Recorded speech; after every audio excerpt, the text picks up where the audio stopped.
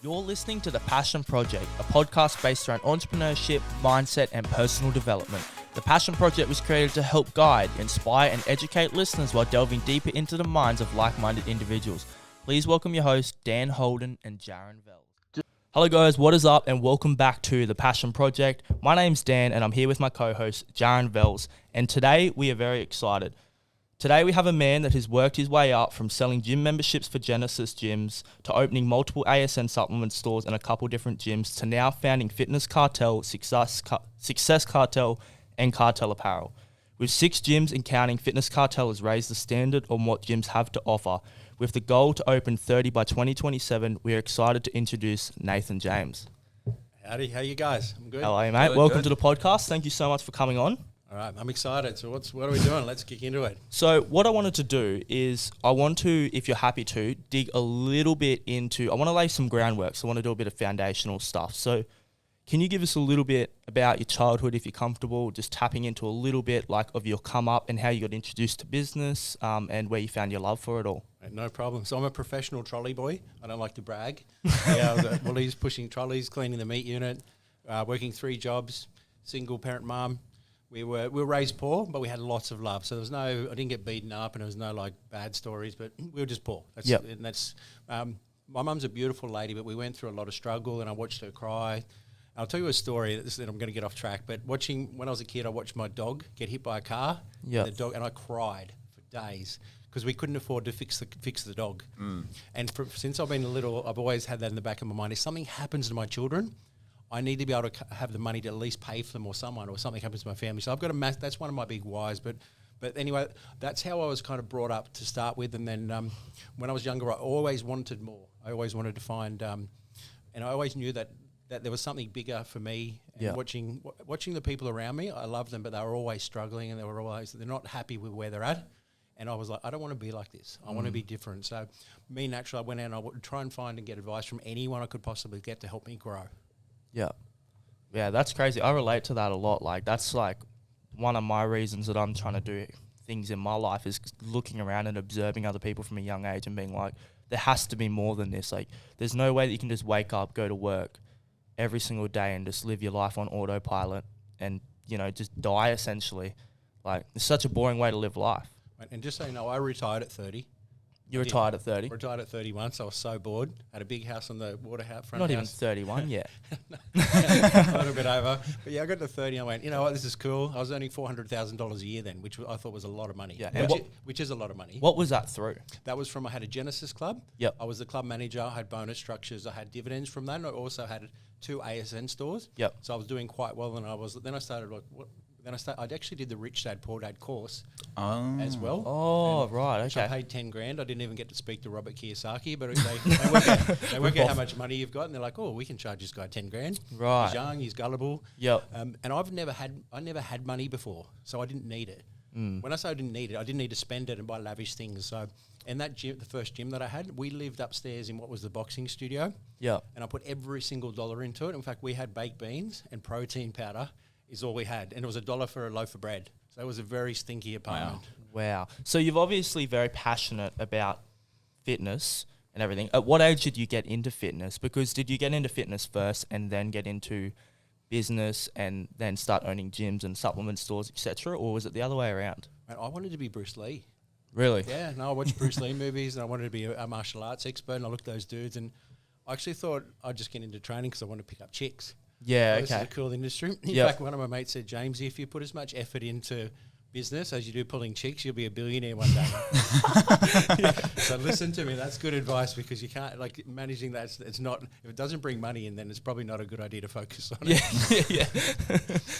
But, so going back to that, though, sorry, where we're at, I get off track a bit. No, that's okay. We do the same thing. So basically the fitness thing came from, honestly I was skinny. I was 67 kilos. At 19, people were bagging. My pop told me I had a pirate's chest. Yeah. Like a pirate, but like sunken. Yeah. So I had a sunken pirate's chest and canary knees. So I was like, I'll show you. So I got into training. And the discipline I got from training actually gave me a lot of other disciplines. And I actually met a lot of people. That's how my friend who owns ASN, I met him in the gym. My friend who owns Nutrition Warehouse, he's got 100 whatever stores. They're my old gym training partners. Oh, wow. So we all know each other from the gym, so which is where Success Cartel came from. I want to catch all these guys before they turn into like big multimillionaires and put them in our group and go, we can take over the whole fitness industry. That's kind of where that mindset came from. So that's really cool. Yeah, because you see that quite often, like even a couple of people that we know that have done really well. A lot of them have done bodybuilding and stuff in the past, but that has given them the foundation of discipline to go on to be, you know, obviously disciplined, driven, and persistent in everything else that they're doing in life. So it's crazy how like just going to a gym can change your life so much. And I've only, as you can tell, I've only been going to the gym for a month. Well, actually, maybe probably can't tell. Or like a few months now. And it's crazy that the routine that it adds into your life and the feeling, like it's just like, it's like nothing else. I actually thought you were Jay Cutler when we were first here. Yeah, really? I thought, that happens all the time. I get that all the time. So you went from pushing trolleys. How old were you when you were a professional trolley pusher? As soon as I could work, I was 14 and 9 months. Yep. Actually, before that, I was mowing lawns for $20. I'd mow lawns, weed the neighbours, hand out flyers, whatever, for $2 or whatever it was. Yep. I just wanted money because we had none. We had none, yeah. And in fact, my mum used to borrow money off me to help pay the bills. Yeah. Which is fine. I mean, that's the situation we're in, and then anything we had was like gone. Yeah. Because we weren't really living above our means. We just didn't have enough income to pay for ourselves, which is where a majority of people are. And that's the way that we're moving now. Like people are cutting a Netflix subscription, or they're cutting this or that, where the real problem is people need to be earning more, because whether they like it, and we won't get into all of that, but whether they like it or not, things are just going to keep going. There's only so much you can cut down on before you're living above your means, or, you know, said thing. So your motivation obviously came from having none. I just wanting to be able to provide. Just being able to provide, have freedom, and just, I mean, I was watching other people. I thought somebody that had a nice car was rich. I thought, wow, they had a nice house. And we had a nice house, and my mum bought a house. Yeah.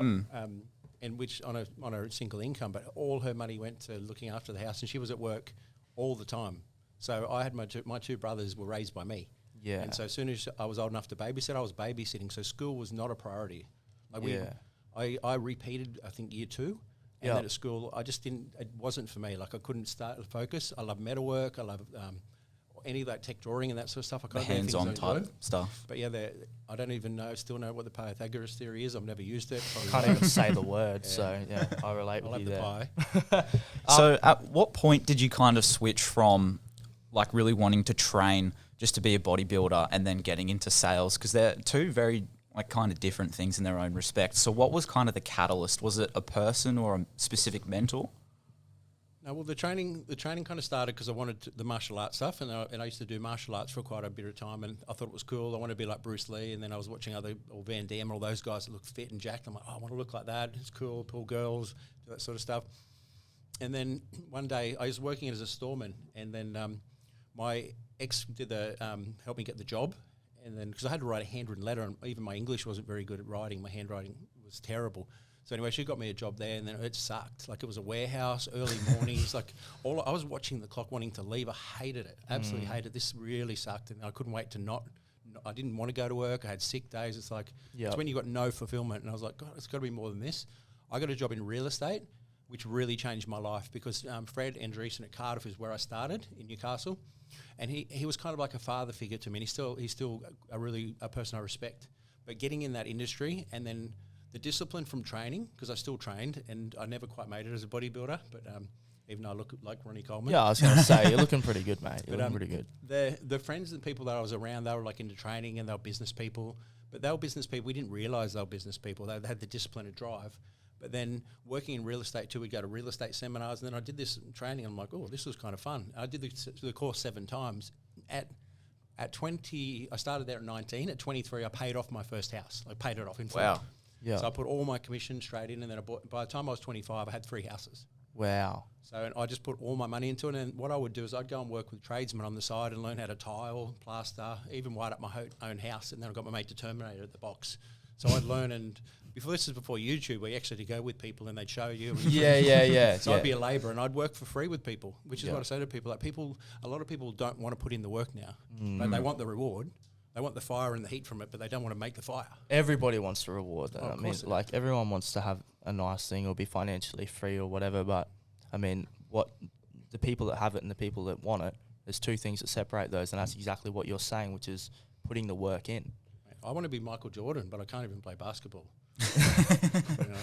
Well, that's it though. But like, you know, there's so many people that like. I was saying this to my fiance's little brother actually. Funnily enough, like he was saying how he wants to go and do volleyball, and I was like, "How often do you train?" He's like, "Oh, well, when training's on." And I was like, you think Michael Jordan just goes down to when training's on? I said, I think he's there every morning and every single afternoon. So he's the first one there and the last to leave. But that's probably what you've done is you put everything that you had and you've sacrificed for so long in your younger years to have, you know, to be able to position yourself to put things into certain investments or be in a position to when opportunities arise to be able to take those by the balls and really run with it. Well, my friends on the weekends were out getting cars, and one of them got like a $60,000 car, and I had like a nice little Nissan Pulsar which I owned for a cash. No way. Nissan Pulsar, let's go. What model? I had the Q, and then I got the Triple S after I upgraded. Oh, okay. Yeah, Okay. so I wasn't good enough for a Triple S. No, but that's I mean that was paid for in cash. Like I saved up, I paid it all off. Yeah. My friends bought a $60,000 car, and then I bought my first house, and they're out partying and driving around and hooning, and I was working on my house all the time. But I've kept that same work mentality now, and that's what I said when I got to that point at that thing, because that's a lot of money to live off at $400,000. That's definitely. huge sum of money. And at the same time, like you said about an opportunity, a house came up at Coffs Harbour, which is, I probably backtracked. So I did the membership sales at Genesis Coffs Harbour, and I was probably, in real estate, I was number 2 in New South Wales for sales. Did you do real estate before the Genesis? I did real estate before Genesis. So Okay, so you went from real estate and then you started selling memberships for Genesis. Yeah, real estate is my background. So I started there, property, residential property sales. Yep. And then I was buying and flipping houses. And then I had a bit of a burnout left there, and I went into... Then I went into gym membership sales, and I went, all I have to do is sell a gym membership. This is a piece of piss. I'm just going to get someone to come to the gym. Yeah. And I love training. So in me being who I am, I wanted to find out what the sales record was for Genesis. And I said, what's the record? And so I rang the head office, and they said, it's 100 in New South Wales. And I went, okay. So I beat that. Yeah. I said, what's the Australian record? And they said 200. I did 635 in 2 months. Whoa. Wow. So was it 100 a month? 100 a month. So yeah, I tripled the sales record. And you know what that did? And then my business partner came to me and said, we're going to open a gym. Are you interested? I went, oh, yeah, why not? And because I had property and I had a little bit of equity, so I used $27,000 is what I used to buy my first gym. Whoa. 27 grand was the deposit, and then I had to convince the bank, and I paid the loan off within a year, which is what I do. Yeah. And then straight away, that gave me the income. And then the first year I was in 200,000, then it was 400,000. I was like, oh, hang on. That wasn't too hard. Yeah. What's next? I was actually going to open yogurt lands, and then I was going to open. And yeah. The problem is when you're an entrepreneur, you've got that mindset. You start going, "Ooh, there's something shiny." I know, shiny shiny object object. Yeah. So you anyway, see that all the time. Like, yeah. and it's so easy probably when you're in a position to start buying things, you're like, oh, I can get this and I can get this and I can get this. But just staying on track for what you're passionate about and what you know. And on the flip side as well, I think a lot of people suffer from just getting complacent because like you said before, 400,000 is almost $500,000 a year. Like that would be a lot of money to someone. So how are you able to kind of not get complacent? Is it just a matter of just taking every opportunity you kind of got given? I think that comes down to, and somebody said to me, you're not happy. And I said, well, no, I'm happy. I'm just not satisfied. Not content. Yeah, I'm not satisfied. I'm happy, but I'm not satisfied because I want more. I mean, everyone wants more. No one gets out of bed and goes, I'm so happy, I love myself, I'm perfect in every way. And if you do, good on you, but I've never met anyone. Such an unrealistic expectation to have. Of course it is, and that's okay though, because you can be, as long as you're not being unrealistic, you've got to obviously stop and go, wow, look at where I'm at. I'm happy, and look where I came from. I mean, I do that all the time because I was saying to my partner the other night, she's like, I've got to find $9 million between now and February. I said, well, I haven't quite got $9 million. Yeah. Quite a bit off. And she goes, yeah, but you're an opportunity where you can. She said, you're the most wealthiest you've ever been. You've just won a massive court battle and you've got funds and you've already got you've got all these gyms opening and money coming. You've never been in this position before in your life. And I'm like, holy shit. Yeah, you're so right. That is true. Look where I am now. Sometimes it takes somebody else to sort of spell it out for you and you go, wow. I did that with a coaching session this morning to a guy. Exactly. I said, this was you here, this is you here, and look at, he goes, oh, you've got to look at where you were and look where you are. And sometimes you've got to swallow that pill and go, okay, this is where I am, I'm not happy with that. That's okay. But then this is where I'm going to, and you've got to suck it up and go, okay, well, it is what it is. I'm here because of decisions I've made. And maybe if you're older and you've wasted all your money, that doesn't mean it's not achievable. Yeah, exactly. I mean, especially if you're young, you've got heaps of opportunity. Yeah. Everything you do now, you want to thank yourself and look back and go, geez, I'm glad I did that 10 years ago. And like they say, is like what you do now and the steps and decisions you make today in 5 years' time. The other way around. In 5 years' time, where you are now. Oh, gosh. Okay, hang on. Let me just learn some English. Hang on. Where you are in 5 years is determined off what you're doing now. Oh, yeah. And you'd obviously fully agree with that. Absolutely. And everything, whatever you're doing today, you should be something like it's just one thing per day. The problem is, and I talk about this a lot, is that you've got to focus on one. There's too many things. Like you can do like the thing. What's your one thing? Yeah, what's the one thing? I'll tell you my really one thing. In on? 2027, my company will be worth $142 million. Yeah. All I have to do is open 4 gyms a year. Yep. That's it. Yep. My one thing is open 4 gyms a year. Yep. I can do spreadsheets. I can do all this other stuff. I can confuse the shit out of everyone and go, oh, it's scary.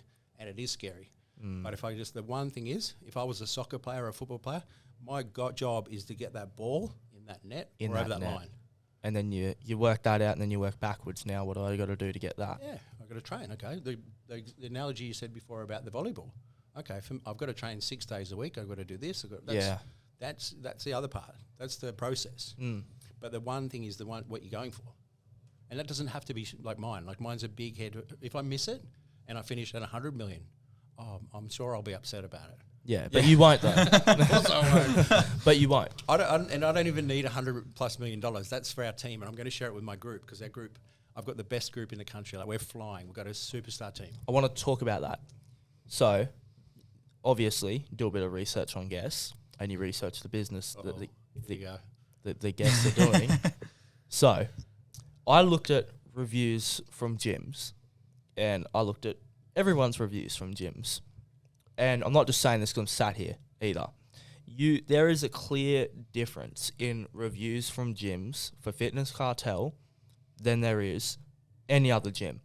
And I'm not talking about like, yes, you've got new equipment, the place is massive. I'm talking about the staff that you have. And I know that you have a fairly strict, I don't know if that's the right word, guidelines of like the staff that you're hiring. You have a high expectation. High standard. Can you talk about that and how you go about finding people that match those, etc.? Because nearly every review that you have is so welcoming. The staff are so great. They're so accommodating, along with the gym's amazing, etc., etc. What is your standard there? Like, how can you talk about that? Because it's so important. It's culture. It is 100% culture, and we've done a lot of work on this. We've done. One of my friends actually that I grew up in the same area as him. He's a housing commission. We call him housing commission person. Yep. Single mum. He's got he has 15 properties that he owns. Wow. $500,000 boat. He's buying a Rolls Royce, G-Wagon. Same. Yep. We grew up in the same area. Yep. But the reason I'm telling you all that is not to impress upon you that we had the same spot. We're both doing really well. So I went and spoke with him and his team as well, and he works with the president of Disneyland. Right. And that's one of his coaches, and he's also... So our job was, we spent an intense workshop with him. Now, I've always done this and always wanted to, one, reward my team and make sure that if there's a base wage, we pay them more. Yeah. And then we put these huge bonus structures in place as well. Yeah. But it's not about the money. That's one part. And it's also making sure that we're very clear on what our expectations are. We want what we want from them. Yeah. And what they want from us. So if your goal is to become a millionaire or something, and then I'm the right person to talk to because I just created one. Yeah, exactly right, yeah. So then you got two people like TJ that work in my group too, and he's 26 and owns 3 gyms. He's on more than 400 grand a year, and he owns more than a million He's bucks 24. worth of 26 now. 26. Wow. So he's got shares in 3 gyms, and he's the GM of Fitness Cartel Australia.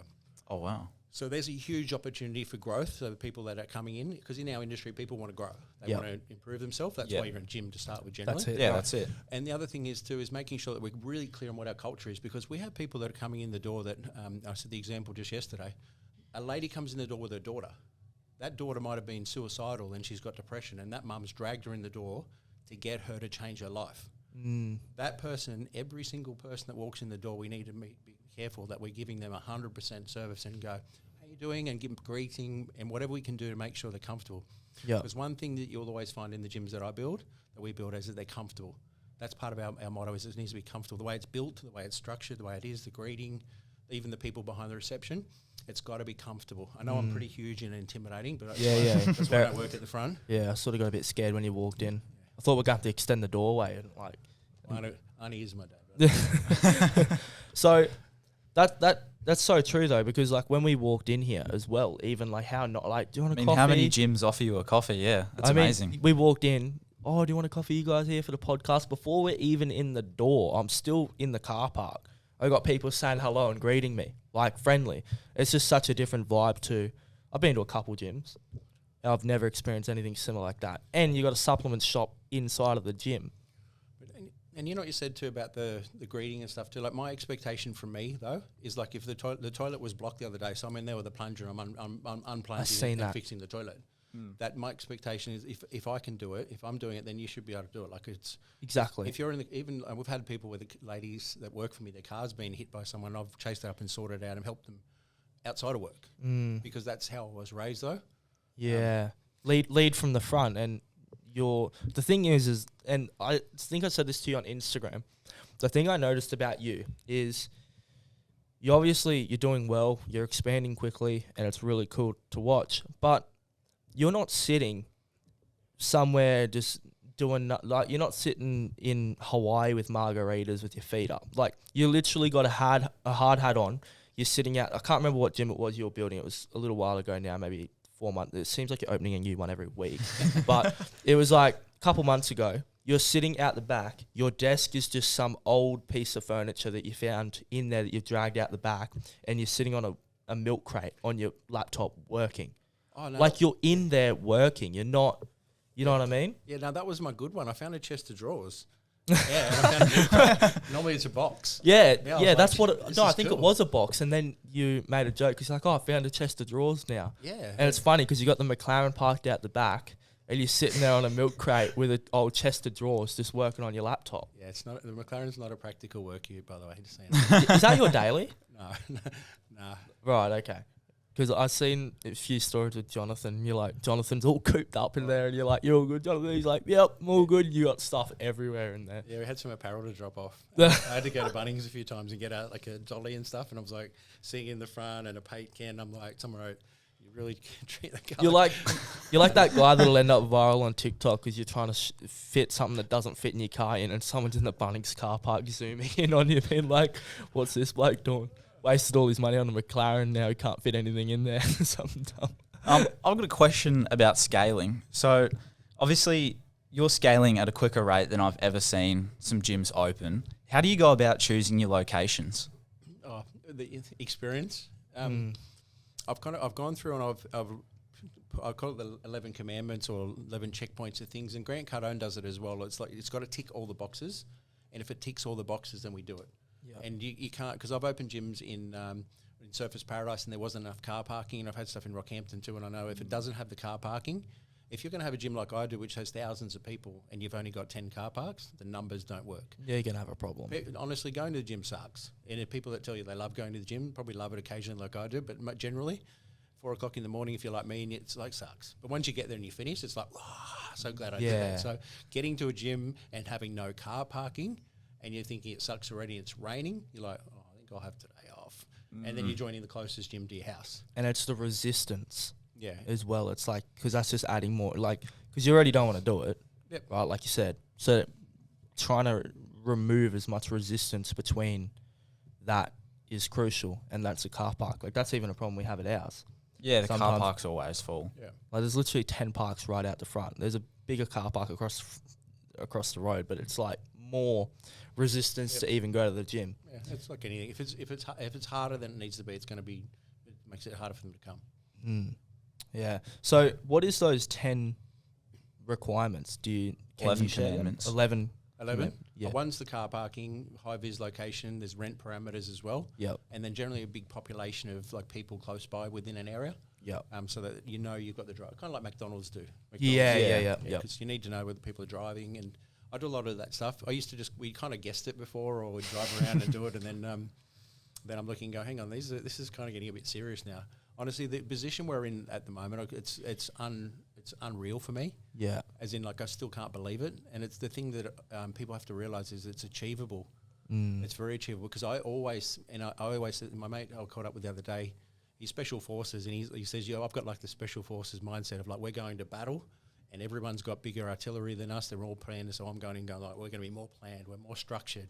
everyone's got a big advantage. So we're training our team as well. So it's all about, and that culture. I said it come back to the training and what we're trying to achieve. All our goal is to get people to get to the gym and change and do whatever they want to do, make them have a better life. That's all my goal is. If I can get people to do that, then that works for us and we win. That's all. That's our goal. It's not difficult. Yeah. Well, I want to jump back quickly. So this is going way back in time now, but I feel like, so after you did the sales stuff, you got into your own Genesis gyms, right? After that, you transitioned into World Gym. How? So what was that transition like? Look, before that too, there's part of my story too which is not told, which is not the World Gym. So before that, I actually set up a company called, or my brother did, in Oxygen Fitness in Sydney. So he actually Oxygen Fitness. Yeah. So he actually met an accountant, and the accountant said, "Oh, there's a lady in Sydney that has no idea what she's doing. She could do with your experience setting up a gym." Posted about this yesterday. Yeah. Anyway, so my brother set up the had a laptop in his name. Looked very similar to me, almost identical. Yep. Went to But meetings. it wasn't you, it was your brother. Yeah, built a whole gym. Yep. And rebranded another gym's brand in the Oxygen chain. And then when we dug in a little bit deeper and he went to a meeting with one of the landlords, it turns out she wasn't paying rent. And she was claiming GST on the rent. And she also wasn't paying super. So she was stealing from her employees. And then one of my mate's friends, my brother's friends, actually, she confiscated his laptop. And he was working for her, and I was like, what the hell is going on here? So I met the landlord that she wasn't paying rent, who happened to be an accountant. He said, "Oh no, she owes me $550,000." And her name could have been Trish or something. I'm not sure, but anyway, so she ended up kicking my brother off the software, shut the bank account, and took all the money. He took her to court with my help, and he won. And she bankrupted herself, and he lost $250,000. And it gets better, because this is just at the time that I was exiting Genesis and selling my gyms. Yeah. And I had a sale going through, and they were paying me off for a period of time. They shut my payments off. You were selling a Genesis gym? Yeah, I sold it. Actually sold it. And the sale went through, and they were paying me off on monthly installments. So they paid half up front. I think I made like $750,000 for a gym I paid $150 for. Wow. So I made the cash. They paid me half up front, and then they'll pay me the rest over a period of time. Yeah. Now the deal was that I didn't open any gyms in competition with them. And my ex-business partner and me, we got along really well. I just outgrew where I was. Yeah. And anyway, so this we started setting up this other gym. My brother set up this other brand on the side, did all the meetings, all that stuff as Brad James. Anyway, she kicked him out of the company, as I said, took the money out of the bank account because she could switch him off the software, went to court, won. And then she kept them. She transferred the shares. So there's a shareholders agreement stuff that I've learned now. Yeah, it's called a dickhead clause. So if we're in a relationship and you and I are getting married, this is what the exit looks like. Yeah. For anyone listening, if you are going into business with somebody, if you can't agree on what the exit looks like, then don't get into the business. Yeah, because it's all nice when you're friends and it's lovely and everything's working. It's making money. It's going well. It's all good. And then, okay, well, I want to buy you out. How much? And then we fight for 2 years or do what I did. I'll tell you the World Gym stuff in a minute. But anyway, so this was my first experience of a real loss, and my son was born. My little son Xander was just born, and I could not sleep. I was physically sick. So this lady then went back to Genesis, and so by the way, Nathan is pretending to be Brad, and he set up this company on the side, and it's a breach in his thing, which was obviously not true. No. So Genesis stopped paying me. And they were going to sue me, and they were a $300 million company, and I'm like, holy shit! Wow, yeah. This is my company that I loved and built, and we built from 10 gyms to 64, and I was like the sales king, and I loved everyone, and I've still got a good relationship with them. Yeah. The good part about that though is, there's always a learning lesson from it as well. Yeah. I went to see a lawyer. And the lawyer, actually, funny enough, is actually the World Gym lawyer that just lost at court. But anyway, he was the lawyer I went and spoke to and said, mate, look, I'm in a bit of trouble here. And if you're ever dealing with a lawyer, their job is to milk you and work out how much money they can get out of you. All right, okay, you're worth this much, this is how much it's going to be. Their job is to, not all of them, there's about 1% that are good. But they're there to squeeze you. Their job is to make money from you. Yeah. And they're going to use your emotions and scare you and do whatever because it's not their emotion. Yeah. It's not, they're not on the line. So anyway, he said to me, I said, look, what's it going to cost? I said, look, I've dealt with legal stuff before. I said, don't try and screw me over. He said, "Oh, probably 50 to 100 grand." I went, "You're a dickhead." And I walked out the door, had a meeting with my ex-business partner, bought him a coffee, and we sorted it out over a coffee. Wow. So Genesis started paying me again. I agreed to not open gyms in Newcastle, which is my hometown. Yep. We lost the $250,000. Yep. Learned a very valuable lesson about making sure I've got a shareholders Shareholders agreement. At this time, I was a little bit fragile. How old were you? This was probably 9 years ago. So 9 years ago. About 30-ish. 39 years ago, I would have said you were 20. It's just the looks, mate. You're just confusing me. Yeah, no, I've ran all the way. It's been a tough life. So anyway, while this is all happening, just so you know, I'm at Warners Bay in Newcastle, walking down the hill, and I was crying. I'm like, lost everything I've worked for. Can I'm imagine. getting sued. I lent a mate money to buy a shed company, and his loans fell through, so he couldn't pay me back. And I was devastated. I thought, I've lost everything. Got a new son. I don't know if I'm going to be able to pay rent. This is what I work for. Like, this is my why. And it's been stripped out from under. So you've gone from 400 grand a year to, because you were on 400 at that point, to nothing. Yeah, to getting to To selling. stop getting paid, getting ripped off with your brother Brad. Yeah, to sell, to build up a company, start again, use the money to flow into that company, to her finding out she was fraudulent, stopping it, and then her ripping me off, and then going to court, and then so I was in a fragile position. I ate every single ice cream at Coles. I found out I'm an emotional eater. Every single ice cream, you know those things. I was getting fat then next too. So, but what I did then was I started walking in every morning. My goal was walk and think, and then try and work through it, and just write. I have my whiteboard, and anyway, so this is World Gym approached me prior to that and said, "We want to get in. We've heard about you because I had my gym at Coffs Harbour. My friend that lives at Coffs Harbour lived in this beautiful house at Sapphire Beach, and it was like a mansion. I thought, wow. I stayed at his place when I was buying that gym, and I thought, this is a beautiful house. Anyway, long story short, he was listening to one of my calls, and I had 4,000 members, and I'm at Coffs. Yeah. His gym in Gold Coast, which is in that brand, only had 700 members. Coffs Harbour has 90,000. The Gold Coast has, and so they wanted to talk to me earlier, and they only had a couple of gyms, and I said, "Oh, we want you to come across." I'm like, "Nah, I'm not really interested at the time." Were they the first ones to have the big, massive gyms? I believe so, yeah. Like, because I feel like they sort of changed. They were the first initial change in or maybe even still probably one of the only ones that had I call them Bunnings gyms. Yeah, the massive warehouses. Huge. I think Genesis had Genesis more of a fitness club feel. Yeah. And they were more of a warehouse, box, but with better equipment. Yep. Which is cool, because I've kind of, what we did though is we've grabbed the Genesis structure, franchise, great systems they had. We grabbed the similar layout that World Gym had for their equipment, but just put newer, nicer, better equipment in. Yeah. And then some of the other clubs like Go Health and all those, and we jammed all of it into one. Right. Yeah, so grab bits of everything, because the wheel's the wheel. Mm. Anyone that creates that that's alloy it. wheel, the wheel was built back in the Stone Ages. Exactly. Yeah. What my coach says. But anyway, fast forward. Eventually, Fragile, World Gym wanted to contact me again. They said, "We want you to buy into the company." So I actually got paid, and I put some money in to help get the company get running. And then I bought into my first World Gym was the one at Burleigh. And then from then I think the Tweed one, and then I did the one at Rockhampton. So we had 5 gyms at that stage. Yeah. And then I did what I do, sell and set up gyms. And we did that all over the country.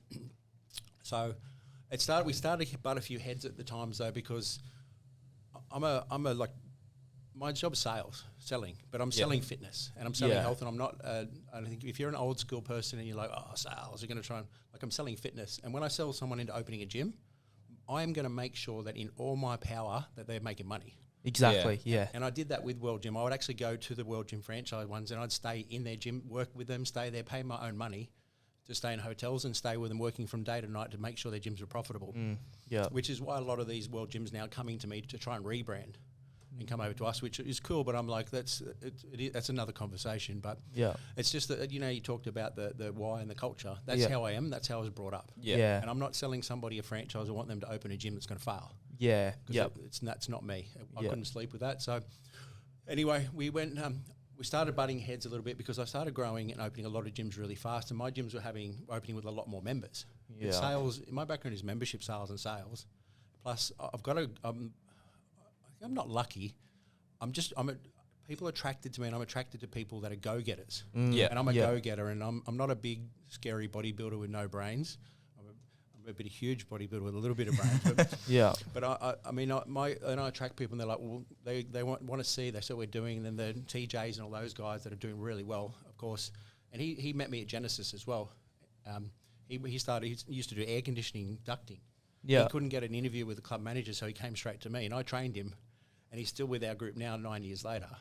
Wow, okay. So that's what I mean. And you see the TJs, and you see real people that are actually doing it, rather than people just promising stuff that doesn't happen. Doesn't happen. But so that's where I kind of, if I knew what I knew, I probably wouldn't have bought into that company at the time, because there was nothing. It was no company. It was like a USB and a thing. It was like, wow. Yep. Which made me open my eyes, realizing that there's a lot of companies out there that aren't even real. And people are looking, when I say real, especially you guys at your age now, you're looking at things too and you're going, wow.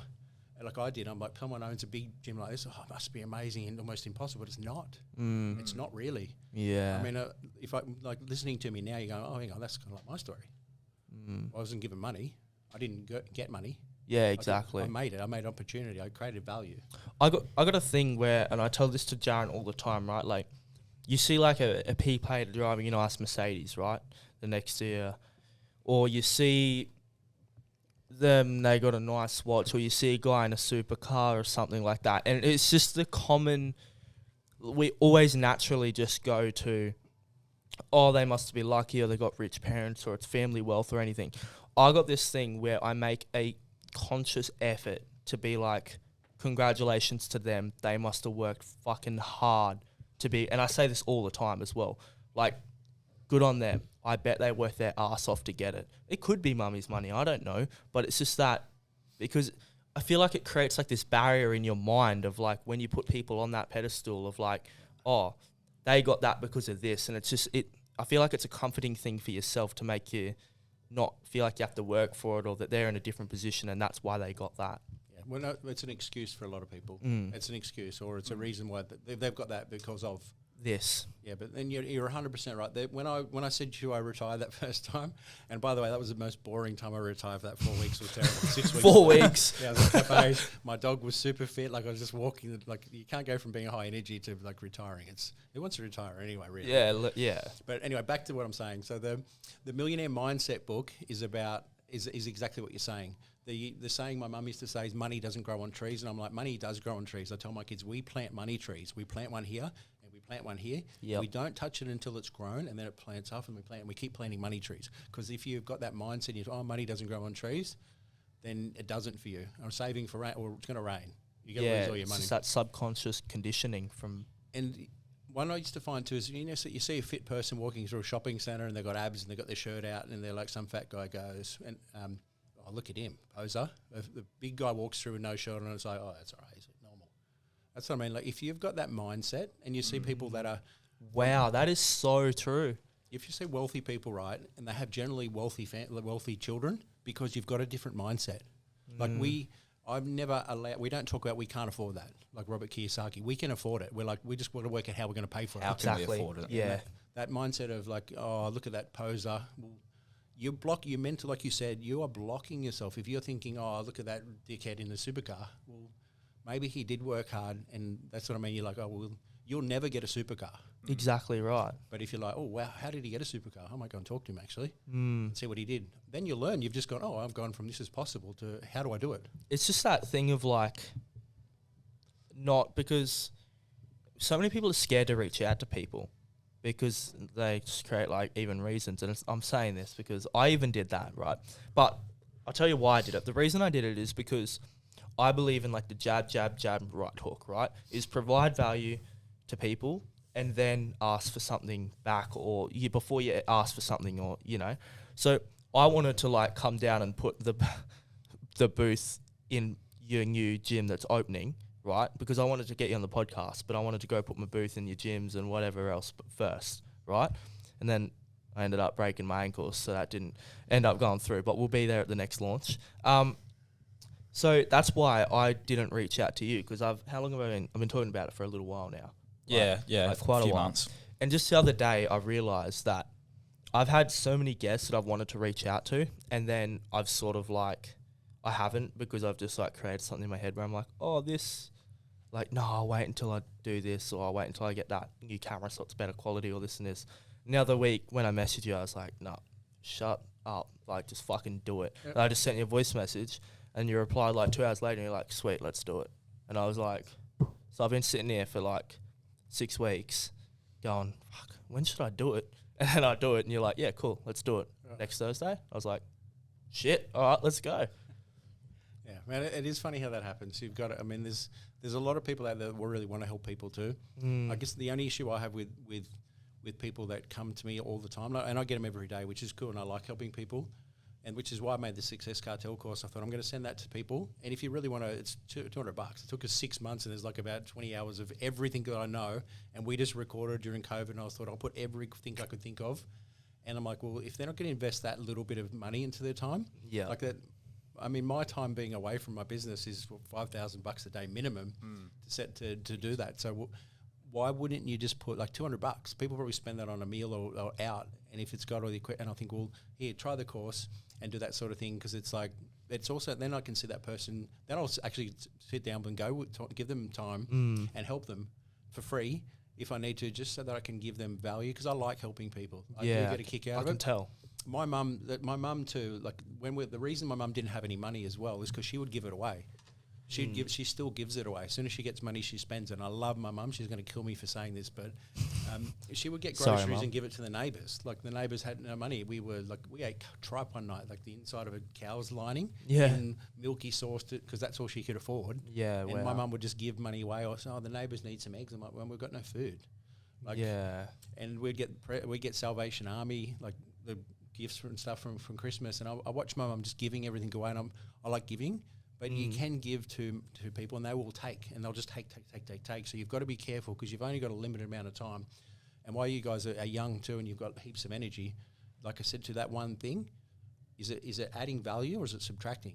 And that's also with the people you hang around. Like if you're hanging around with the people dead shits, and they're like, oh, this podcast will never work, or what your clothing company won't work. Well, why? Have you done it before? Yeah. I know you haven't. Fuck off. It's always the people that are sitting at the back that have got the loudest opinions too. And it's like anyone that's really talking down on you, no one punches down. Yeah. And I'm sure you know that, is no one's punching down on you. If someone's talking shit about you, there's a reason within them that's a reflection of them, not you. And I'm sure you've had that, people try and rip you down. I mean, you've told us even just a few points already where people have tried to rip you down. Yeah, I mean, that's and the bigger you get, the more people are going to attack you. That's just how it is. Yeah. And the more successful you are, it's like, oh, he's got a supercar. So? Yeah. The only reason I bought it is because I can replace it if I need to buy another one. Exactly right, And one of the things I've talked about when I'm Success Cartel is me and my son standing out front of the Nike shop, and I bought a Nike shoe. Back then, it's not even a Nike store anymore. I said, I was standing out here going, one day I'm going to be able to afford to buy a pair of shoes and not worry about the cost of the shoes. And they were $150. Yeah. And now I'm like, well, we can buy the store. Yeah, I've seen that as well, yeah. But it's such a cool thing to look at. Like, you must sometimes, I obviously mentioned this at the start, just look back at your life and be like, holy shit, it's like just insane. I still don't think, I mean, and we're only, I feel like it's the warm-up. Oh yeah, 100%. Like once you get rolling, and money will create money, but you've got to create value to create money. That's right. And people that tell you money doesn't make you happy, I've been in both positions. I've not had money, and I've had money. I'm really happy with money. And I'm really unhappy without money. That's it. Yeah, it's such a stupid saying, because it's like the same people that say money don't bring happiness are the same people that sit there and go, oh shit, fuel's $2.20 a litre, what the fuck am I going to do? Oh no, I can't afford to put fuel in my car, I've got to catch the train to work now. Like, do you know what I mean? No, it's like, it's just such a stupid saying. It genuinely annoys me when people say that, because I'm just like... We joke about that in my house. I said, we're going to jump on the bus and pay with love. Oh, sorry, the bus doesn't run on love. Yeah, exactly. It's just, it's almost like a cop-out. It is a cop-out. It's the same thing as ripping on the guy with abs, or ripping on the rich family, or the guy with supercar. It's because it's not the be-all and end-all, and you can have money and be unhappy, but you still need money to do things, right? Because it gives you freedom. We're going to Italy in a couple of weeks just for fun, just to get over to go and kick a soccer ball around and have fun. Yeah, that's exactly. Actually, I'm going to race Ferraris, which is cool. Oh, that's sick. I'm actually not even paying for the trip, which is even better. So. Oh, well, there you go. Oh, well, you're all sorted then. Is that through credit hacking or? Do you do anything like that? Credit or is it just through the What's business? this guy up to? I don't know. Hey, I've never heard him. You say never that heard of word. the I've term never credit even- card hacking? Like No. people just stacking points. Oh, and I think like hacking people's credit That's cards. what No, I no, was no. thinking. I was like, man, you're gonna get us in a lot of trouble here. No tax department. It's not got nothing to do with it. Yeah. No, it's just our suppliers. They're because we spend a fortune on equipment, so they're looking after us. Ah, that's Obviously. awesome. Like my son, who's my videographer, so he's coming as well. So, Yeah. I mean, there's the things that thinking as a trolley boy that some company's going to fly you over for a $30,000 trip to Europe and race Ferraris and put you in 5-star hotels. What? That's Yeah, that's crazy. Jonathan, are you getting in the Ferraris? He's 16. He's not getting in a Ferrari. Oh, It's not insured. soon. I got a question. So for the people at home, how would you say, what would be your advice to avoid people that just take and take? Because reading people and being able to understand those sorts of things is definitely one of the most important skills that you have to learn, especially when going into business with other people. So what would be your advice? There's two parts. If it's a business thing and you're going to business with people, then you've got to be clear on what the expectations are. Expectations and the action. It's called expectations, actions, and results. So this is the expectation. If we're going to business, you're doing this. This is the actions that you're going to do. I'm going to do, and this is the results that both of us are going to do. All right. If you're not going to turn up and do your 40 hours a week as you discussed, we're having it in our document. Yeah. And then I go, sorry, mate, you didn't do your 40 hours? All right, you're out. Here's the document. I'm giving you money back. See you later. Or same with me, vice versa. Yeah. It's a really clear, critical, get that up front. Like if you that's any type of business or anything you're going with that one. As far as personally, like if it's somebody too, like, and you'll have people coming to, and like I said, every single day somebody's contacting me and want to have coffees and meals, and it's like really cool. Thanks very much. Back then I'll be stoked to have all these free meals up inside of a house. But it's, well, what sort of value are they bringing? Like what are they bringing? Because you've got one life and you've only got a short period of time. Like if you really look at things and look at Kobe Bryant and he's gone. Like I was listening to him this morning. Crazy. Like gone. And Kobe, imagine if you're Kobe Bryant, every single person wants to talk to you. They want your order. They want to take you to dinner, put you in 5-star hotels. And what's Kobe getting from that though? Nothing. Why wouldn't he spend time with his family and his loved ones and friends and stuff like that? Family is obviously first for me. That's my huge thing. You'll see me, I'm always with my kids and I do everything works. My family and business work around each other. So it's That's cool. and we talk about people talk about balance and that sort of bullshit. There's no balance. There's a thing if you're going into a business or you're trying to set yourself up as an entrepreneur, you have to be. It's called awareness. You have to be aware that there is no balance. It's not 9 to 5. You're not getting up at 9. You're finishing at 5, and you're working 5 days a week because the bills don't stop. The clients and contacting those people, you're going to hassle. You've got to hustle like Gary Vee says. You hustle hard and hustle fast and do it and get stuck into it, and then you just back yourself and go for it. And think, okay, what can I get today? What can I get out of today? And if someone is coming and say, look, oh, hey, bro, I'm going to come out and hang out and play the PlayStation with you for 2 hours. What are you? If you're doing that, what are you saying no to? Yeah. If you're saying yes to this, what are you saying no to? Cost of opportunity. Yeah. I mean, I've got people that want to pay me $1,000 now to sit and talk to them, which is cool. I've got a couple of people, but they add value in other ways. I forgot my wallet, by the way. They add value in other ways in far as like financial advisors, or they've got something they can give to me, which helps me. And I like them. Obviously, I've got friends and stuff too, but I'm sacrificing a lot of that time now to put in for the growth of the business.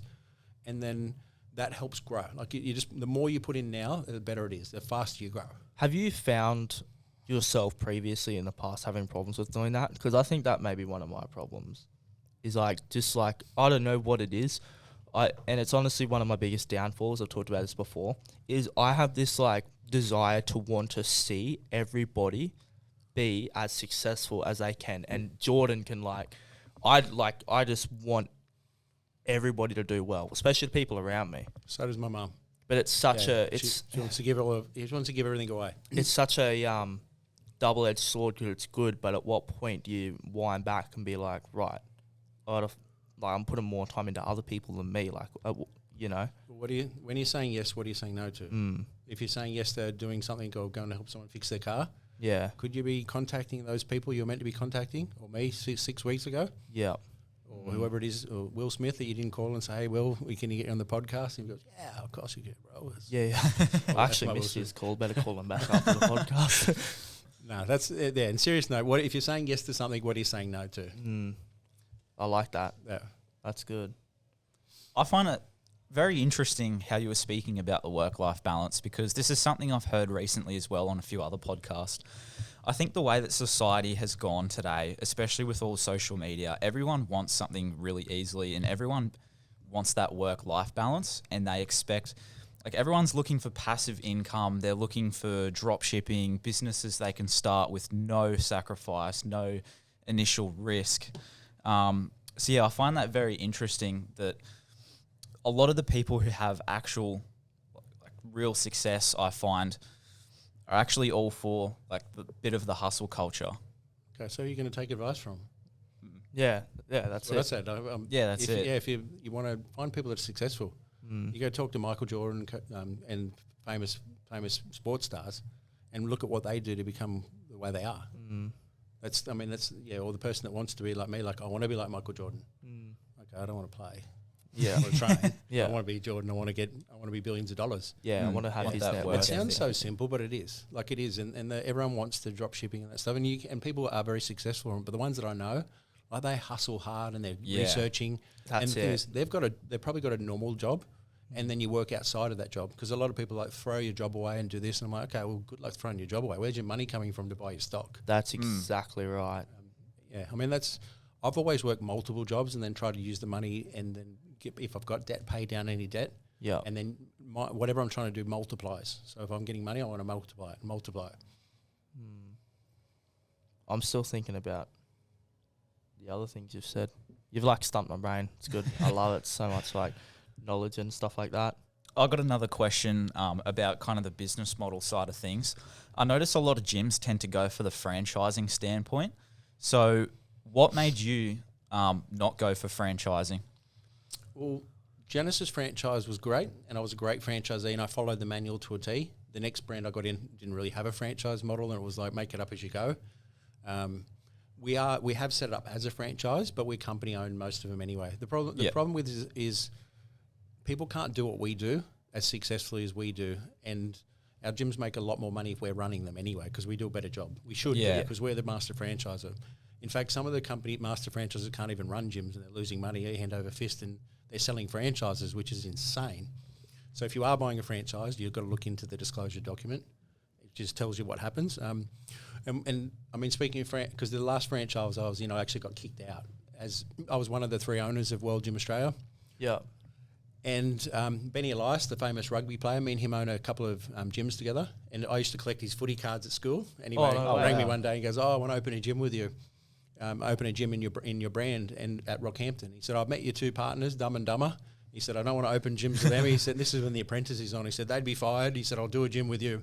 Yeah. And I'm like, oh, okay. He said, listen, son, this is your apprenticeship. I'm like, apprenticeship? I'm the man. He goes, oh, hang on. But he's taught me so much, because he's a weapon of a businessman.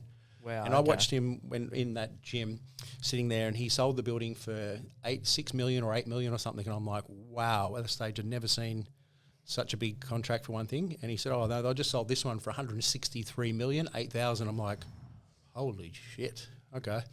Wow. I'm listening. Yeah. But anyway, so yeah, me and him kind of opened, we did well, and then we're opening a second gym. We offered to buy my business partners out of that brand, because I was just, we were trying to open gyms, but they were trying to stop us from growing, and it was like, had to beg in my own brand to try and open a gym. Wow. Which turned out painful. Like, I'm the most experienced, easiest person to deal with, because you just, here, I'll open one here, and leave me alone. I mean, Just leave me do my thing. I've proven that now, right? Yeah. The problem is, if I open a gym, if I opened a gym and I did a better job than those guys, it made them feel insuperior. Because It's an ego thing. It was full ego. And Ben goes, I don't care if you put a Nathan James statue out the front. I mean, we're making That would look I was good. actually thinking, no. Not one of the Michael ones anyway. Yeah. But anyway, so we kind of went through that, and I made an offer to, almost 4 years ago, I made an offer to buy the 2 partners out in my accounting office in Newcastle, put together an offer. Basically, it didn't end well. It ended up with one of the guys getting up and pushing the table down, and like he's a huge bodybuilder screaming, and everything was good. Like, I actually left the meeting because I was like, oh, geez, this is not how I expected it to go. Yeah. Because I said, if I'm out I mean, they offered to buy me out. And I'm like, I'm not selling. I built this company for my kids. That's to pass right. on. Yeah. I'm a lot younger, so I'm going to be here, and I probably help sell everything to get it to this position. Why would I sell? Yeah, exactly. So I said, well, if I left, then I'm going to be a competition. And that's when it was like poking a bear. And my coach says, don't poke the bear. I definitely poked the bear because he was like, wanted to throw the table through the wall. And it was a big, scary table. It was huge, dude. Anyway, so I'm out of it. I'm fight or flight. I'm Flighting. I'm out of it. And I'm like, then I waited a few days, calmed down. I'm emailing, contacting. Things are normal. Friday morning on February 14, I've got an email saying you've been removed as a director. I'm like, what? Removed? And you can't do that. It's highly illegal. Yeah. So anyway, I've just been removed off my company that I built. And then they were obviously, and then I'm trying to call, and I said to one of the guys, mate, this is not right. This is illegal. He goes, well, my lawyer said we'll do it and we'll see where it lands. I said, it's going to land in court. Remember the lawyer I told you before? That was that lawyer. No way. We're going to do it and see where it lands. Yeah. So I'll tell you where it landed. I'll fast forward because in between that, my car got taken away. I was running a mindset motivation seminar at Maroochydore, which was World Gym. My car got towed out the front by a tow truck with world number plates of my gym, with my hotel keys, my son's PlayStation. So I'm finishing my seminar. I've got a picture, me and my son are walking out, and my manager goes, Getting my nice Mercedes. come into the office, I want to have a chat to you. Something's happened. I'm like, oh shit, something's happened to my little son. I freaked out. Like I thought something happened. She said, come into my office. And I said, no. I said, I can't sit down. I said, I'm not sitting down. She said, your car's gone. I went, what do you mean? She said, oh, they towed your car away. I said, but my son's okay. Because I had one son with me. Yeah. And the other one was not there. And Yeah, so here you are. Come sit down. You're freaking out. mate, I was the worst freaking. And she said, my eldest son goes, oh, my PlayStation was there. I said, look, we have to choose between a Xander or the PlayStation. And who would you get? And I said, I'll get in your car. We'll get in your car. Yeah. So we bought a Tesla, and I went, some bugger stole my car. Yeah. But I got a Tesla. Anyway, so that I already know you've sung that multiple times at the Tesla dealership. I'm pretty in tune, I know. Anyway, so we did that. I'm like, well, and then I just took off overseas for a period of time. And I remember being on the phone to my coach in Thailand. I was in tears. Yeah. Like I'm sitting there, and my mate that I'm with training, and there's all hot girls everywhere. And I was just didn't want no one to talk to me. Like I was upset. Like my whole company's gone. All the money in the bank account they used against me to fight me in court. So a third of all the money you made. all the money that we made as a group, they've just cut it off. Wow. They even cut my phone off because it was transferred over because it was my company, right? My phone got switched off. So anyway, lucky enough, I knew somebody that got my number ported back on, and then I'm like, I got my number back. Wow, because that's all your contacts. Well, I had that for everything. 20 years, so that was done. So Wow. it was like a battle. Anyway, long story short, I'm overseas. I've got lawyers involved. We're spending hundreds of thousands of dollars in legal fees. We went back to mediation, and I tried to catch up and have mediation. So look, let's do this. I took my coach, and it was just no. It was all emotion, no logic at all. And they're saying, "Oh, you did this and you did that." I'm like, "I'm not here to discuss what I did and that did. I'm going to discuss how do we work this out." And I took my coach, and he said, "You're like Donald Bradman." He said, "Everything they threw at you." I'm like, because it wasn't an argument. I was like, "Let's get sorted and let's move on." Yeah. We just couldn't, they just didn't want to settle. And it ended up in court.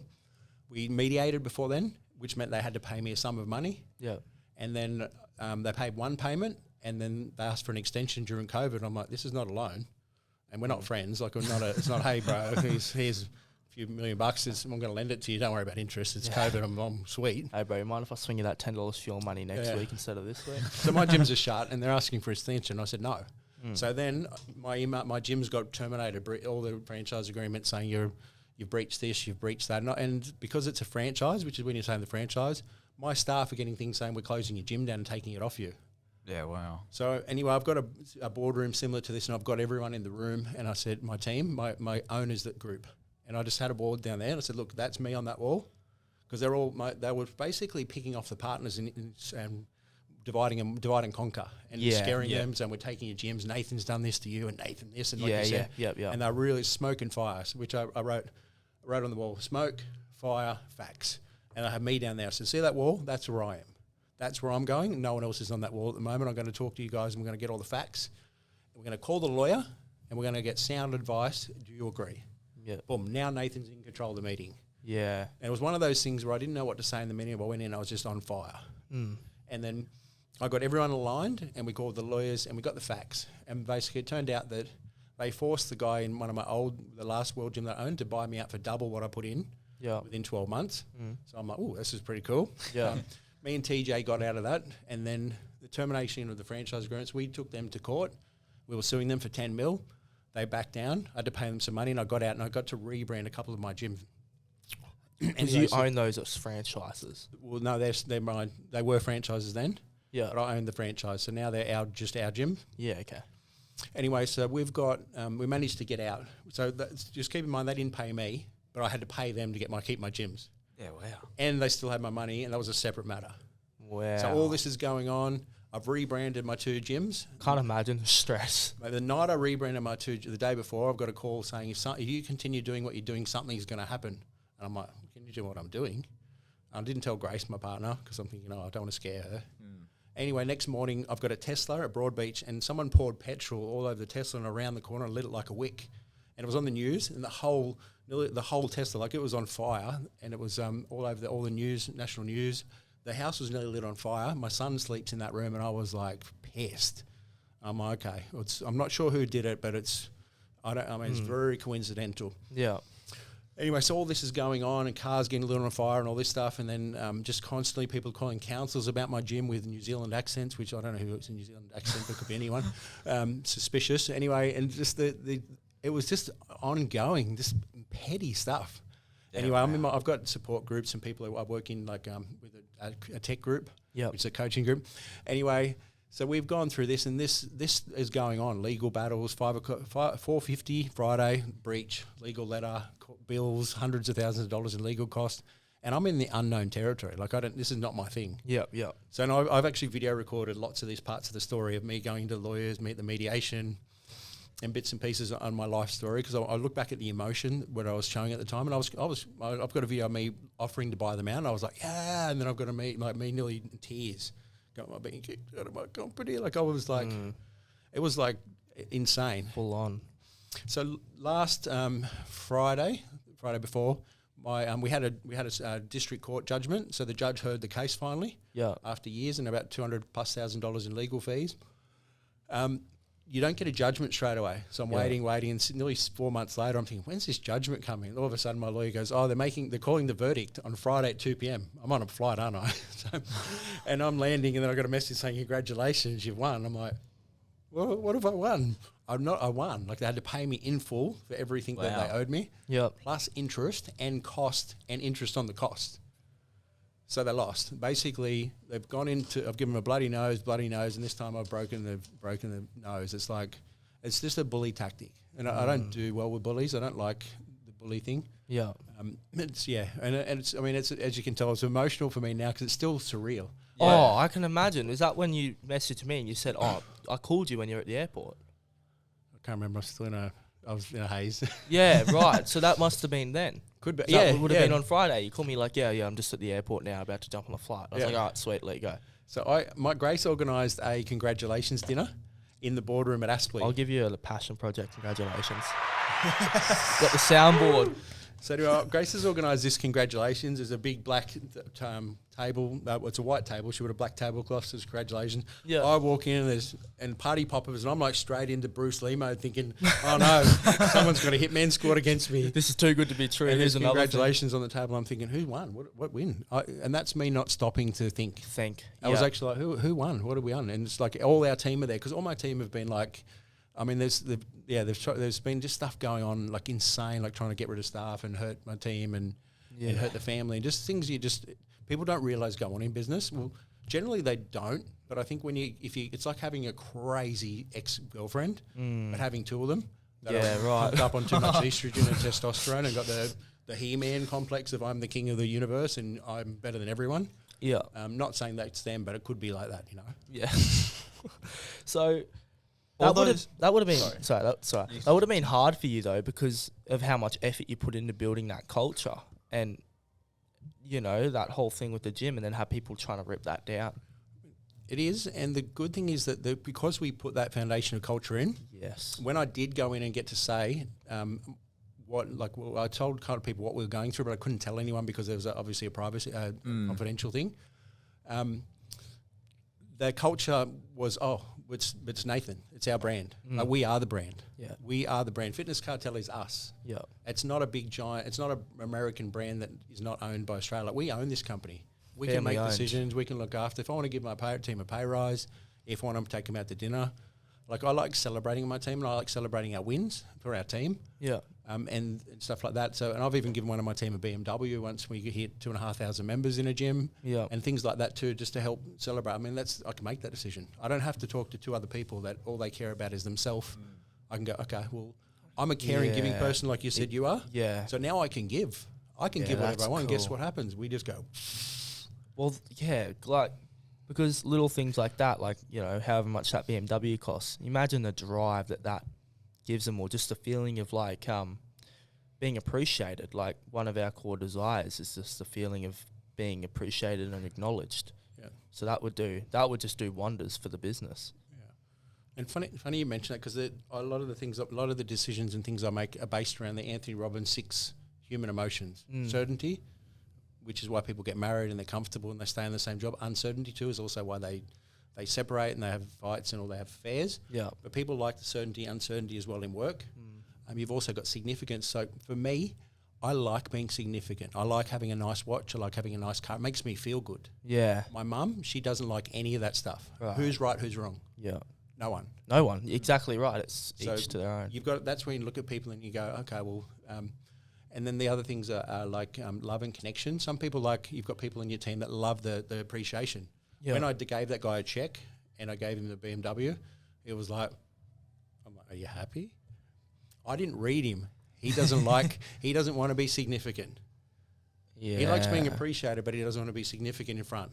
That's my job. I'm the guy that gets up front and carries on like a goose. And so people have this like default negative connotation to wanting to be significant, but you can want to be significant without the ego and without the For the right reasons. exactly right. Like, because so many people like you saying, oh, I want to have the nice car and the nice watch. So many people would hold that to some form of negative, like, yeah, you're right. I mean, being significant as a parent, I just want my child to know that I'm the dad and loves exactly me. right. Yeah. So that's just a form of significance as well. There's no right or wrong. Yeah, definitely. So, yeah, I mean, that's human nature, and it is what it is, and you just got to be aware of. That's okay, people. That's why I go out of my way to talk to people. I mean, we've got thousands of people in all my gyms, and I go into a gym, and I have to walk around and say hello to everyone. Thankfully enough, at 4 o'clock in the morning, There's not too many there's people not there. too many people here, and they don't really want to talk to you anyway. But it's like, if I go in at 5 o'clock, I better pack a lunch and I'm going to be there for 4 hours training. Yeah. So, hey, bro, how's your day? It's good. And I love talking to people, but being the owner of the gym, and the gym's cool, so naturally they're going to think that I'm pretty cool because I own the gym. Yeah. So you're like, oh, I'm like a B grade, C grade celebrity here. Yeah, And, you are. Yeah. So then they want to talk to you, but then you've got to talk to everyone. Yeah. And you've got to walk around and talk to everyone, which is cool. I like doing that, but then that's back to your time management. Yeah. And going, okay, well, these are obstacles I know are going to get in my way. And I'll pick a time if I'm going to do that, if it's a club I haven't been to for a while. But if it's like I've got to get my training in. As much as I said I hate the training part, I love it at the same time. Yeah. It's a love-hate relationship. I love it because it makes me feel good when I finish. Yeah. I don't love the 4 a.m. starts. Yeah. But I love the fact that if I work from 4 a.m. and by the time it's 10 a.m., I've got 6 hours advantage on everybody else. And if I'm working on Saturdays and Sundays, I'm already a month ahead every year. And Yeah, most people are only just getting up. Yeah, but you give me a month every year, you're never going to catch me. Yeah, exactly. No chance. I'm too far ahead. Like, And it's not even that, though. It's like the time management skills within that and what you're getting done, because it's easy to get up at 4 a.m. and have 4 hours on everyone. But what are you doing in those 4 hours? Like, Yeah. you would have things, scheduled. Like, my nana gets up at 4 a.m., but she doesn't, you know what I mean, though? She's not getting a month ahead of anyone. That's true. And there's a cool book called Atomic Habits, and that talks about that too. And you habit. Reading that at the moment. Yeah, it's a great Yeah. book, and habit stacking. So when I get up in the morning, my clothes are ready to go. As soon as I walk in the door from work in the afternoon, the backpack goes in exactly the same spot. The meal bag goes there because I take all my food so I don't have to leave the boardroom. And then basically my clothes go out, in, and the next ones are ready to go, and everything goes in. So that's my routine. As soon as I walk in the Going door, to ask you about your routine. yeah, so as soon as I get up in the morning, like I'm out the door. I'm ready. I'm going. Because I heard that you get up in the morning, you jump on your exercise bike for 10 minutes straight away. Is that true? I haven't been doing it for a little bit. Right, okay. Yeah, we've moved house, and the new bike's right next to the barbecue, so can't fit in it. Right, okay. too big. Yes. Yeah, right. My So, glutes. so what is like your morning routine? You just have everything ready to go, everything systemized, structured. You don't waste any time thinking about things you don't need to, etc. Yeah, everything's ready the night before. The goals are written out. Like the first thing I do is I sit on my iPad and I type in, I've got a goal wizard, and I write in my goals, the same thing over and over again. It's on my whiteboard on my left. Yep. And it's also my reminder that I know that Bean Lee opens in 93 days. Right. And when we open, we're going to hit with X members. And when we get to the next target, there's X members. I know how much money that'll give me towards my big goal. Yep. It's done. That's cool. Everything. You know everything. And I noticed you got 142M up on the board. Yeah, that's my $142 million target. Are you a big believer in manifestation and law of attraction and everything like that? I am, provided you do the work. Do the work. Yeah. That's the most important I've been thing. manifesting to be Michael Jordan forever, and it's just, It doesn't work. no, I want to be Michael Jordan. Still haven't gone down to the Yeah. basketball courts to throw some hoops. I want to be Tiger Woods. But anyway, that manifestation, I do believe in manifestation, provided you've got an action plan to go with it. You've got to do the Exactly. work. You have to work. Yeah, too many people sit there and they're like, you remember that lady we met at that lookout once? She's like, I don't have to work Yeah. for anything. I can just think it. Her dream And- car was a Bentley, but she said I asked her how she was literal going to get it. words were, "No, I don't need to work for it because it'll come to me." Yeah, nice. So I was like, geez, let me know when you do that, because I think I might be working too hard for no reason if that's the case. Oh, that's kind of standing in the desert waiting for a bus. Yeah, that's bus- literally the same analogy. A bus will come to me if I wait long enough. Yeah, There was no road, but anyway, no road, no path, and it's not coming this way. Probably not going to happen. literally. And what does your time management look like? Because I think that's even something that I struggle with at the moment, a bit on the organisation side. Like, do you have any particular tools that you use? On your phone, you've got, first turn off your notifications for everything, unless it's messages, and only people that your good friends can text message you. Yeah. And I mean, try not to, don't give your number out to people or turn it on silent. Yeah. So people can't interrupt you during like work time, and just Yeah. block out work time. Yeah. I've got on my iPad, because I've got a Mac, and you can like go across to your iPad, Yeah, and you yep. can have your to-do list, which connects to your phone. It's the same to-do list. Yep. And it's not a to-do list; it's a do list. This It's is a what I'm will-do doing. list. Yeah. And you just put a date on it. Date on it and time. This is what I'm going to get it done by, and it keeps popping up and annoys the shit out of you until you get it done. Yeah. But if it's like contact for someone for a podcast, I'm doing it on this day at 1 p.m. and I'm calling them. Yep. And you call them, didn't get okay. Well, now I'm going to move it to this time, and I'm going to get it done on this date. And you do that with everything, and you've got a date. It's got to be in the diary. If it's not in the diary, it's not happening. Yeah. Yeah. If it's not scheduled, it's not. Even my partner put Grace, my fiance, put have sex with partner 5:45 p.m. for 15 minutes. Well, that's a long time. That's funny as. But yeah, so you literally just schedule everything in. Just schedule it in. Just put it in your diary and lock it in. That's why I asked you to put it in my diary. Yeah, yeah. It's not in my diary. It's not happening. Yeah. Schedule and deadlines. Yeah, that's cool. Yeah. I think If- deadlines is an important bit you- as well. If you give yourself 30 days to do a task, you'll do it in 30 days. If you give yourself 30 tasks to do in 30 days, you'll probably do 20 of them anyway. Yeah, that's exactly If you right. just lock them down and be and say, what do I need to do today to get this done? Yeah. And then if it means don't let that friend or whoever come call you and interrupt you or whatever it is. Yeah. I mean, that's why I lock myself in the boardroom. Like, don't interrupt me. I've got things that I've got to do. But that's what we've got to do to achieve the growth we're at. Otherwise, people are like, how the hell do you do what we're doing? We've got project boards, Yeah. and opening 3 gyms all at the same time is a lot of stuff to remember. There's hundreds of thousands of dollars going out, so you're like, you couldn't possibly remember it. So it's all in there. It's on that. The time you spend planning and putting it in there, it pays off in dividends. And if you start doing that now, just with smaller things, by this date I'm going to do this, and then what do I need to do to get it done, and then break down the steps and just get it done. Reverse Really, engineer just get it done. it. That's the main thing, I guess. Like they say, good excuse and a bad excuse. They're both just as shit as each other because either way the result's the same. Yep. So, what is it that you're like with your personal brand? I wanted to ask you about this because you got Nathan James, right? You're growing a personal brand as well. Is that something that you're doing intentionally Yes, we are now. to build like Success Cartel and all of that sort of stuff? Because I noticed you've been going really hard on the personal branding. Actually, a friend of mine that used to work for me set up his company. He was in membership sales, and he's built this huge company. He said, Nathan, you've really got to promote the Nathan James brand. He said, look what you're doing. It's cool. He Yeah. said the people like, and another cool story. He was building his company. He's ringing me for advice on how to buy computers and do stuff like this. And he wanted to borrow and finance the money. And I said, you realise you can write all that off. You can buy it in full and write it off in about 2 weeks. And Yeah. not pay for it. He goes, what, really? Anyway, while I was building this gym, I'm downstairs. I'm like got bags under my eyes. It's like going through a battle to open a gym. Yeah. And keep in mind too, this gym we're sitting in was 5 feet underwater, so we were flooded. That was this gym. This gym, That was my next thing. This gym. So that down there with that building next door with all the roof out and all the destroyed. That's how this looked like everything was bits. Didn't you have a shipping container floating down the Yeah, road? the shipping containers were down the street. They were underwater. Like it was right up to the roof in the front. So we've been underwater, but we just pushed through. And I hired bobcats and generators and just got it all out and just keep working. But that was the mindset. And the good part about that is when we did this, the people that own this building are billionaires, and they're like, "Oh, we've got another site for you here. We love what you do." Because I created a value. Man, look at that. Created value. Like, hey, look at this guy. He's Opportunity presents. They were worried we were going to walk out of our lease. They're like, these guys just signed a lease for 10 years for $5 million, $6 million, and we're not going to be open. And here I am going, no, we're only open a week later. Yeah, don't worry, I got a bobcat. Because that's what I was going to ask you is like, you've had, obviously, it just comes naturally, but there's like adversity. You had problems opening this, everything got flooded. It was literally a week before. Because didn't you already have all the plasterboard and everything down? You had to rip it all off, start again almost. Yeah, they just pushed it off into the middle and scooped it all out because it was full of mud.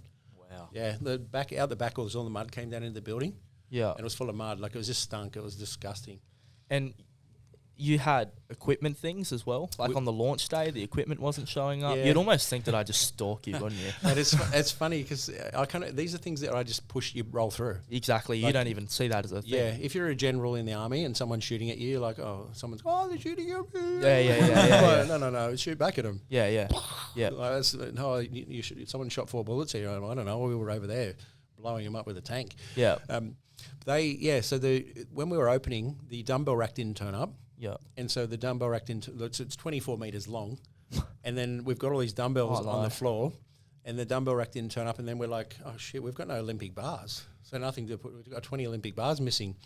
So really? I'm in the shower, and we're about 20 minutes from opening, and I was like trying to cover off just before you know how I told you about the guy buying the computers? Yep. Just before that, I was on there giving you advice how to buy his computers just before we opened. And Grace took a photo going, look at Nathan, the type of person Nathan is.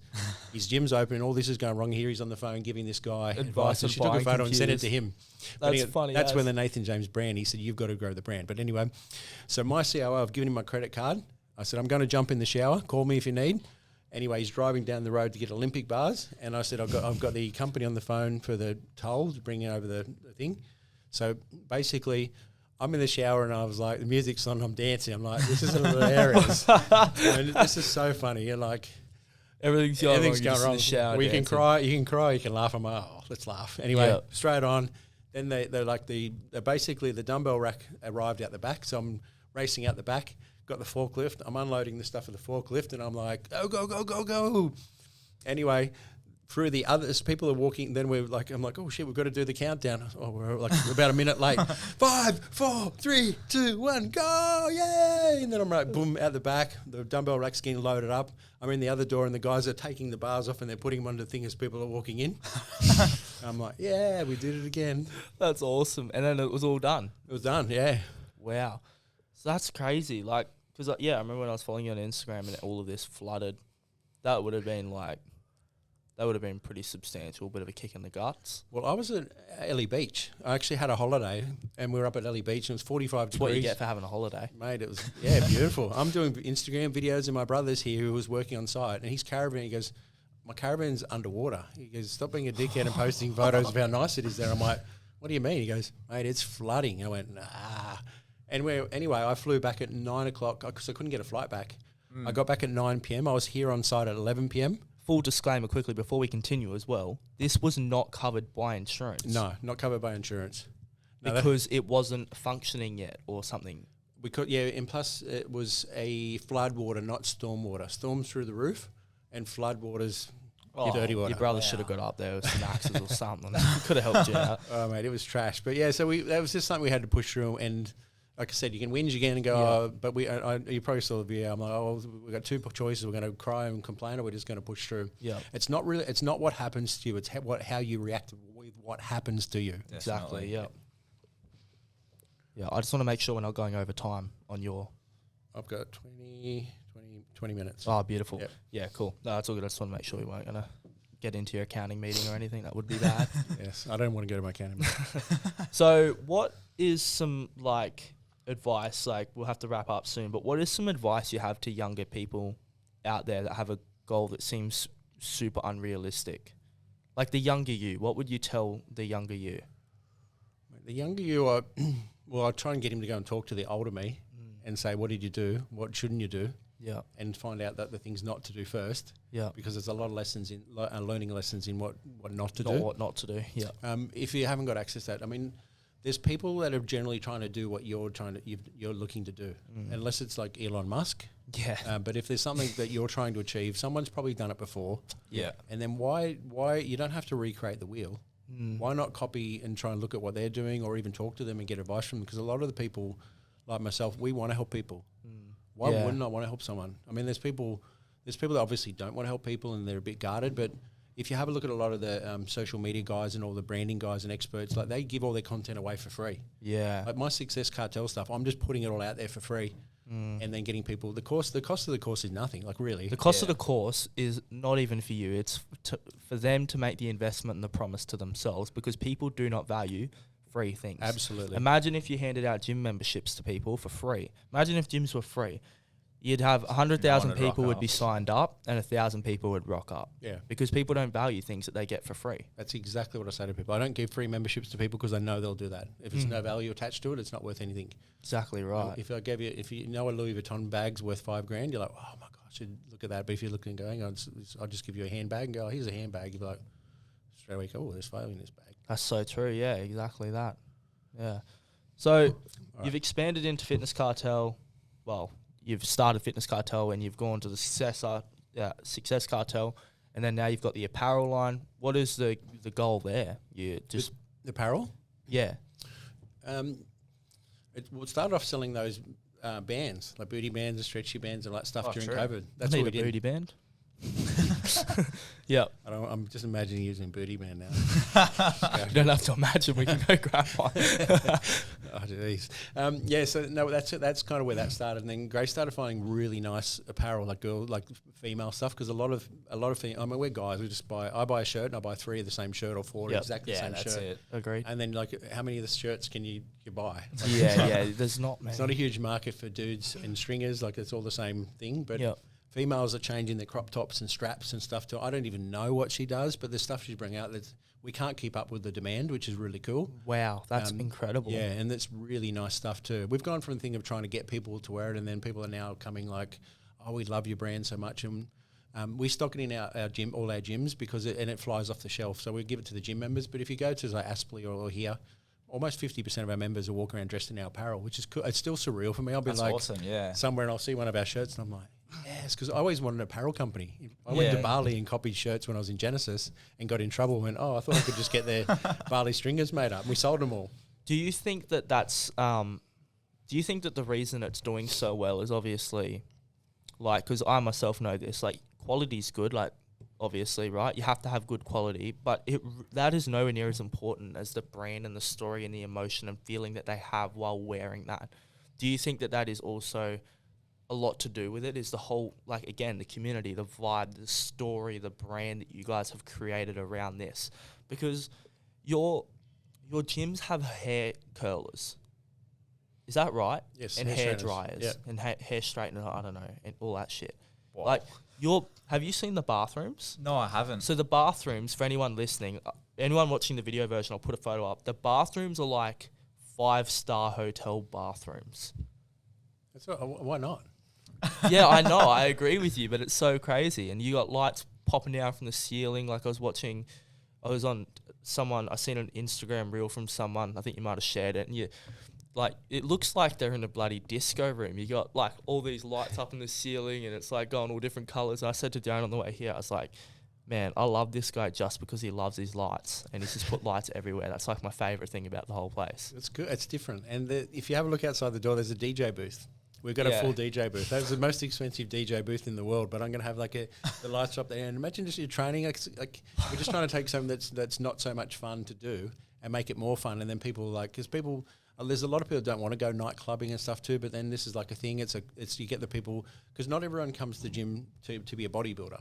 Yeah. People come here for a community thing or connection, like I said, all the different human emotions. Yeah. But if you're coming here, it's fun, it's exciting, there's a cool DJ on, and it's like, wow, that's different. Yeah. And you've got to be different. Yeah, you have that's to one be. of the things That's you guys are talking about, your drop shipping and all that stuff. if you're doing, everyone's doing exactly the same thing, you're going up against millions of people doing the same thing. So you've got to be looking to rupture and fracture the stereotypes of what everyone else is doing. Go, okay, well, if they're doing exactly this, why don't we just do, like, we've created our own. We're over here. We're not chasing those guys. We're not even the same league. They're doing what they're doing, and you can build a big warehouse, smelly gym with dirty bathrooms and have shit staff. Yeah. That's cool. Good luck to them, but that's not going to last. Yeah. Why would you go to that environment when everybody wants something better? They want something nicer, and you get to go to a gym, you get to be in it. I want the bathrooms to be better than your house. Yeah, they are. They're incredible. Better than my house. It's still literally it's my house. So better than any hotel I've ever stayed in too. I haven't even been in there. I've just seen the photos that they look actually just they're cool. Mental. And I guess the other thing is the standard that you guys have, because we talked about this with the gym that we're with. There's no standard. Our one in our local area has been refurbished. It's really nice. The guy that owns it's lovely, right? But it's a franchise, obviously. So every time you go to a different gym, it's just in a different condition. Like the one half an hour from us, we were just in the area, so we went to it. Like, I shit you not, you're looking at the cable machine, you're like, is this thing about to snap?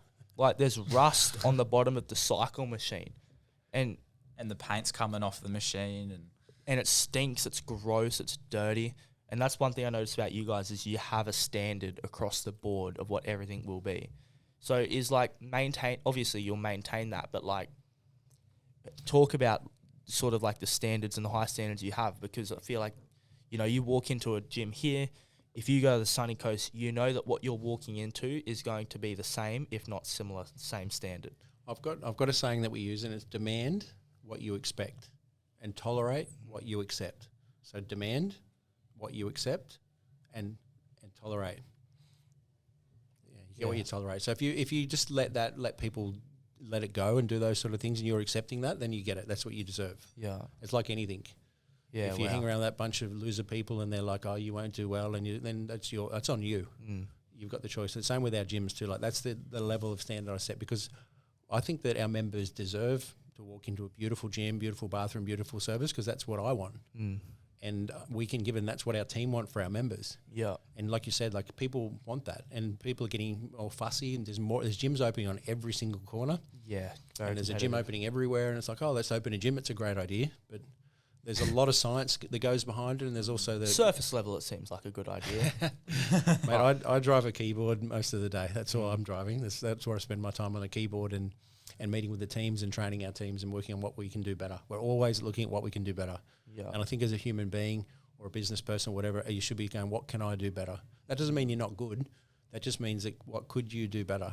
And because I said, don't be satisfied. Yeah. Be satisfied once that you can do better, and then achieve. Next thing you go, whoa, hang on, look at the position I'm in. Didn't even realise. Yeah. And I forget that too. I do forget, and too, because I have to get reminded. Because I'm still that dude that grew up in Mayfield, which is like a dodgy area, and I stay at my mum's every couple of weeks and stay in a house, and it brings me at ground level. Yep. Because then and you kind of get away from it, and like you're spending hundreds of thousands of dollars, you're buying things and this is that, and you're adding new equipment for something, and it's like that's my norm now.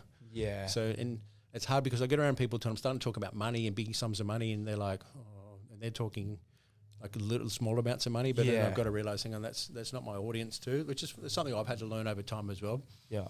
That'll be for you guys too. When you are getting the advice and you're talking to those people, just pick the right people to talk to about what you need to. Exactly. It's like going to your mechanic and asking him, what would you do if you have a brain hemorrhage? What do you think I should do? Yeah, it's not exactly.